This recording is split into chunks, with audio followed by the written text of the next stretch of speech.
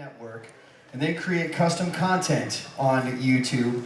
And so we're going to hear more about how we can make some money with what we're doing on YouTube. Please give it up for the CEO of Maiden Network, Kevin Grosch, ladies and gentlemen. Hello, thank you everyone, and thank you Tom for having me. I'm really excited to be here and to talk with you guys. I'll start, as everyone else kind of has, get into a little bit about my background. And I initially moved to Nashville to go to Belmont. I was in one of Belmont's first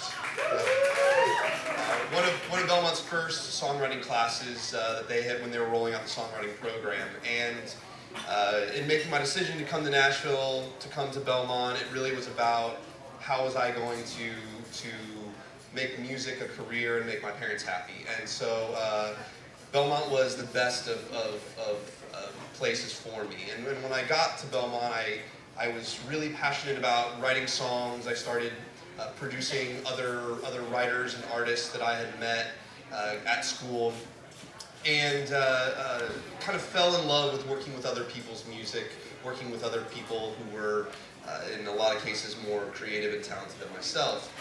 And I remember there was one class that I had with Tom Douglas as an instructor, and I had sat down with him for coffee outside the class, and I had been writing a lot, but I wanted to know what else I could be doing to further my career outside of just writing songs. And I was kind of getting anxious and wanted to push things forward. And Tom gave me really good advice if songwriting was what I was meant to do. And he said, if you really want to be a songwriter, first and foremost, you just need to keep writing no matter what. Just keep writing, and the music's got to speak for itself. And that was great advice for someone who wanted to be a songwriter, but for me it was really unsettling because I felt like I was always going to write, but what else could I do to push things forward? And so it kind of spurred me towards trying to figure out how I could start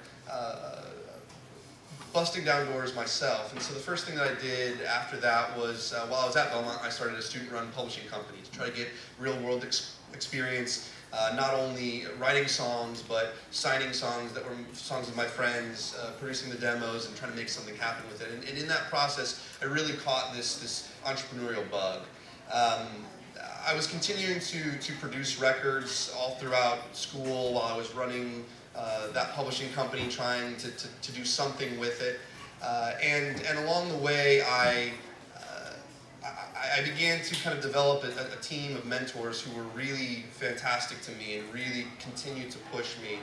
One of my other professors, Tom Schuyler, Drew Ramsey at Belmont, Beth Laird, who was spoken about earlier, became a huge advocate and mentor for me, and really continued to push me towards not just trying to follow a path that had been laid out in my coursework, but actually trying to do something bigger and something that was more fulfilling to me. And so as I was continuing to produce, I was taking all of that advice and looking at these records that I was making, listening to these records, looking at these artists, and was just so passionate about the music that they were making, and yet so disheartened at times that they would put out this record, they'd do a quick print of 1,000 copies, they'd go out on the road, play a few shows, and come back and they'd be in the same exact position.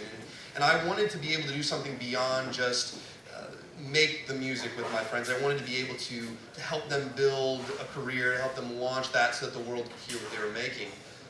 And so one of the next things that we ended up doing is I moved into actually kind of building marketing campaigns around those releases. How they would launch it, how they would build social campaigns around it, and kept building on that, and that led to working with bigger artists, bigger projects, and ultimately led me to meet some other huge mentors for me, which are the folks at Flow, Gavin, who spoke earlier, Mark, who's not here this evening, but became huge mentors to me, and with them, I started working very closely with Google and YouTube here in Nashville. Still thinking of it as a way, how could I still take this music, this content that I love, and build audiences directly that those creators could speak to, those artists could speak to. And in doing all that work with Google and YouTube, I became very aware of where they felt their platforms were headed. And for YouTube in particular, they were trying to become the next generation of television. And what I mean by television, I mean the technology, the platform where the content of all different types is consumed. it's the next television, the next radio, whatever you want to call it. It's how people were watching and listening on their phones, on tablets, on their televisions. And it was a really, really powerful place where people, creative people, in particular in other cities in the United States, were building massive audiences, and yet all the talent that I was seeing here was doing very little of it. And so what I wanted to be able to do was, instead of just continuing to talk about a lot of this with artists and build out campaigns and consult, I really wanted to get back to creating. And that's when I ultimately launched my company, the Made In Network.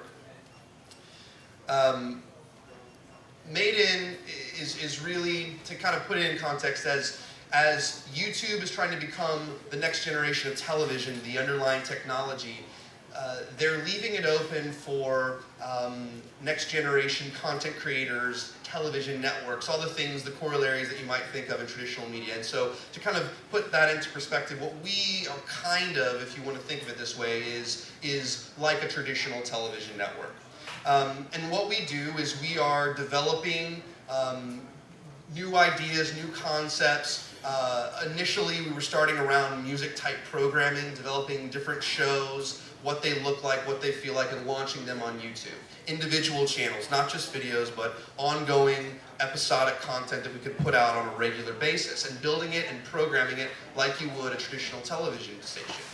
And we wanted to do that in a way where we could start building audiences, building different types of programs, building content in different verticals, and ultimately sell advertising against it. Not just ads that pop up before the video plays, but really about how you could incorporate products and other things like that. So we started launching music programming, and then quickly moved into other content around entertainment, comedy, video games. And I want to tell you a story about one of our channels, which was a product that we launched a little over right around 2 years ago. And I met these guys that were managing a movie theater here in Nashville, the Hundred Oaks movie theater, and they had been really great at putting out little plot discrepancies and continuity errors in films, and ultimately writing jokes around it.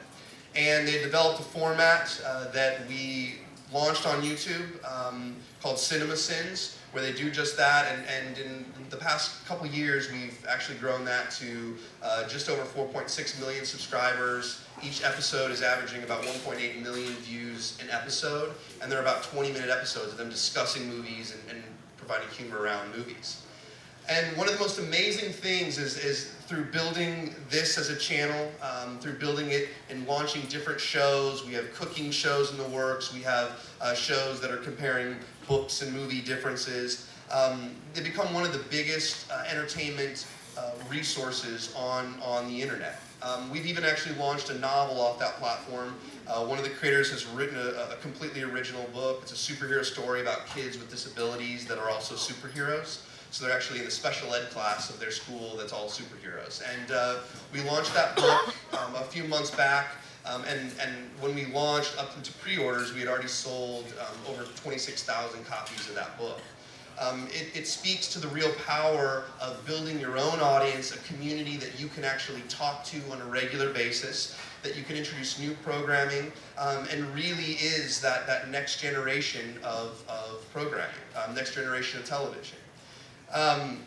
It's an incredibly fun and exciting business to be in. We're continuing to grow. We're continuing to launch content in all different verticals. Music is something that's really, really near and dear to our hearts, and something that we're continuing to try to push here in Nashville, because we believe that there's a tremendous amount of opportunity and talent in the music space.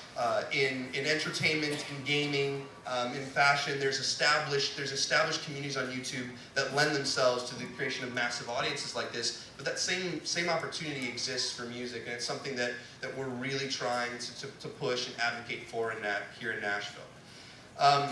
I was talking to my business partner the other day around the idea of how we really love our jobs, but it's not just because we love making YouTube videos, or we love YouTube as a platform, or this or that, or it's really about the idea that through the internet and through the ability to connect directly to your consumer, you have the opportunity to be as creative as you possibly can, and really try to make something happen. There are no roadblocks, there are no gatekeepers. It's really about understanding the rules of how people are organically searching for your content, how they're sharing your content, understanding all that, and then creating within those confines. And ultimately, it allows you the potential to build a really powerful audience that you can speak to directly, that you control. And for me, if we're talking about where things are headed, that's an exciting opportunity, and it's what we're continuing to kind of push towards. So thank you for having me today. I think I'm about out of time. Thank you very much.